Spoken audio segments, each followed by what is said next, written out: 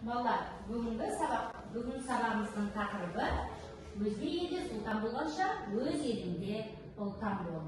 Сондай оқу мақсатымыз көркем шығармадағы көтерілген мәселелерге талдау жасау арқылы шығармашылық жұмыс соның ішінде үндеу, өлең жазу. Сонымен бірге көркем шығармадағы көтерілген мәселелердің жаңашылдығына баға беретін боламыз. Енді бүгінгі сабақтың барысында мына бағалау критерийлерінің негізінде жұмыс жасайтын боламыз. Шығармадағы өзекті мәселелерді анықтаймыз және талдау жасай отырып ойларды нақты жеткіземіз және шығарманың жаңашылдығына баға беретін боламыз. Енді келесі бейнероликке құлақ түрейік.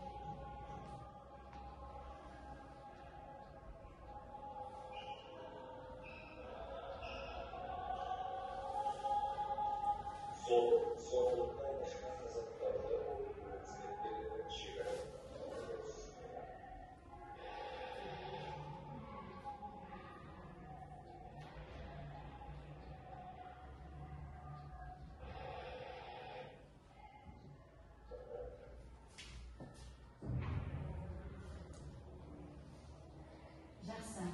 Балалар, енді 1 минуттық әңгіме арқылы осы видео негізінде қысқаша ғана осы видеодан не түйдік? Бүгінгі біздің сабаққа қандай қатысы бар?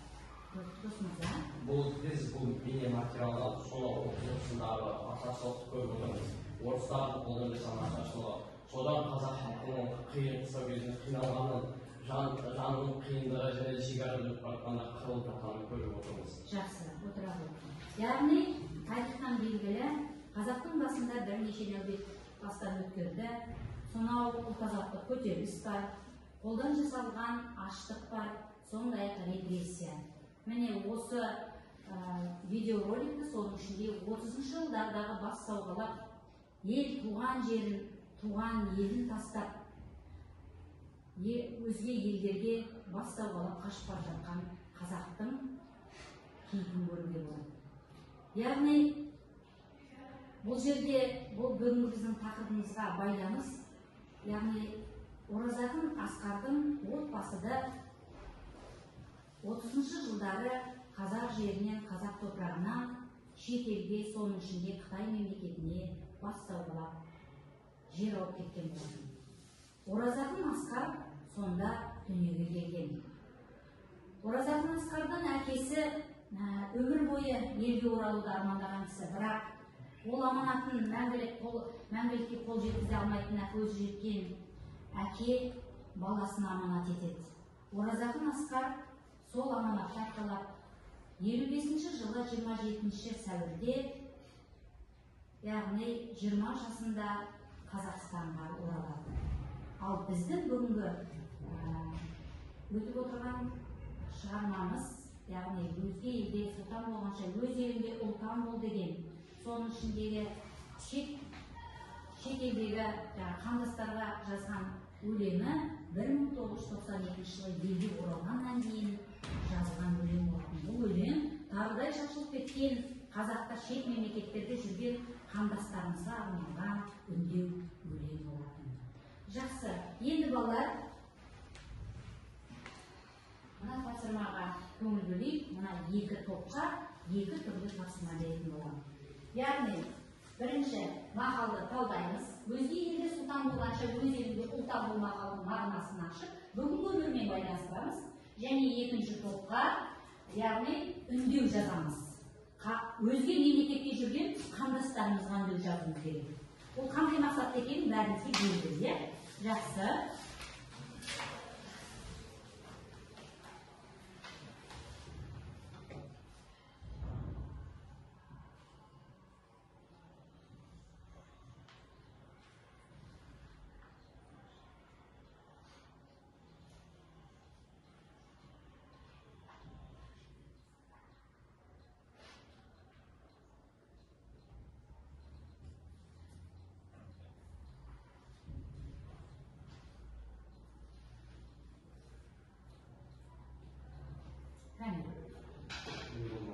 Алғыз мырза.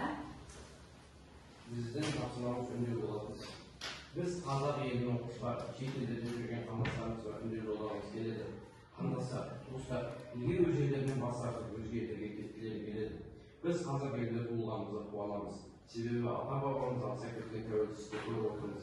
Сондықтан тәуелсіздікті алып қана қоймай, мемлекетімізді бірігіп, одан әрі жандандыруымыз қажет. Сөзімді қорытындылай, қандастар, сіздерден өз елдеріңізге қайтуларыңызды сұраймыз. Ойымды осы мақалмен аяқтағым келеді. Өзге елде сұлтан болғанша, өз елінде ұлтан бол. Жақсы.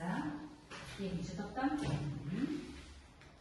Өзге елде сұлтан болғанша, өз елінде ұлтан бол деген мақалдың ойын ашатын болса, басқа елде қанша бай болғанмен өз елінде біреуге тәуелді болмай жүргенге не жетсін. Қолда барда алтын қадірі жоқ демекші, қолымызда тұрған алтынымыздан да бағалы. Тәуелсіздік күніміздің қадірін білейік. Өз отанымызға, өз елімізге жамандығымызды емес жақсылығымызды әкелуге тырысайық. Қорытындылай келе, қолымыздан келгенше елдің ертеңіне жарайтын іс көрейік. Жақсы. Келісеміз бе осы оймен, осы үндеумен? Жақсы. Келесі тапсырма екі топқа да, яғни әр қазақ елінің жалғыздың тақырыбына қысқаша ғана өлең жазамыз. Үш шумақ болса да болады. Тамамыз жеткенше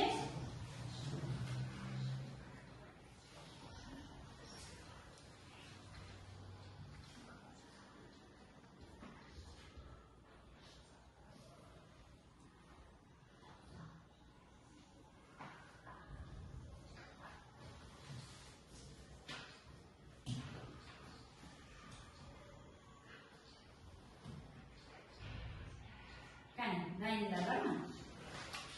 Ал Айжан. Бір заманда сайғалар елін олар бастан қайған кешенде тарыдай болып кеткен қазағын білме қай қазақ бүгін өзгені. Жақсы. Келесі. Өзге елде сұлтан болғанша елінде ұлтан болсайшы, жат елде болып барғанша қазақ болып мәңгі қалсайшы. Өте жақсы. Қолданады. Қазақты етекке бармысың, ұрпақсың қолын бар десің. Ұраны болған қашанда әр қазақ болып жатыр. Керемет. Өте жақсы. Айжан. Болса да қызбен алғышсың, мейлі бол шетте алғышсың. Еліңе орал еңбек, халқыңның алып алғысың. Өте жақсы. Қазір біріміз бағалап көрші, мына топ қалай жауап берді? Мына топқа ше? Жақсы. Олай болса, енді бағана біз айтып кеттік, шығарманың жаңашылдығына баға берейік дейді. Яғни балалар, бүгінгі күнде осы өлең өз мағынасын жойған жоқ қой. Қалай ойлайсыңдар? Жаңашылдығы неде бұл өлеңнің? Балалар, жаңашылдығы неде? Бүгінде шетелге көшіп жатқан ақша. Бұл өлең шетелдегі азаматтарды елге қайтару қазақтарды, иә? Ал енді осы мәселе қандай бүгінде? Осы үлкен мәселеге айналып отыр. Кім айтады? Бір ауыз сөзбен. Шетелге кетіп жатқан. Кім қолданады? Қазіргі қандастарымыз өзге елге білім алу, ғылым жағынан барады, жұмыс жағынан. Иә, жұмыс іздеп кетіп жатыр, иә? Және тұрмыс құрып та сол жақта қалып кетіп жатқан қанша азаматтығын алып жатқан қанша қандастарымыз бар екен. Сондықтан да бұл өлеңнің жаңашылдық осында. Яғни біздің шет елдегі қандастарымыз елге оралуға шақырып жатса, бүгінде шетелге кетіп жатқан қандастарымыз бар. Осы өлең солардың құлағына жетсе екен дейміз.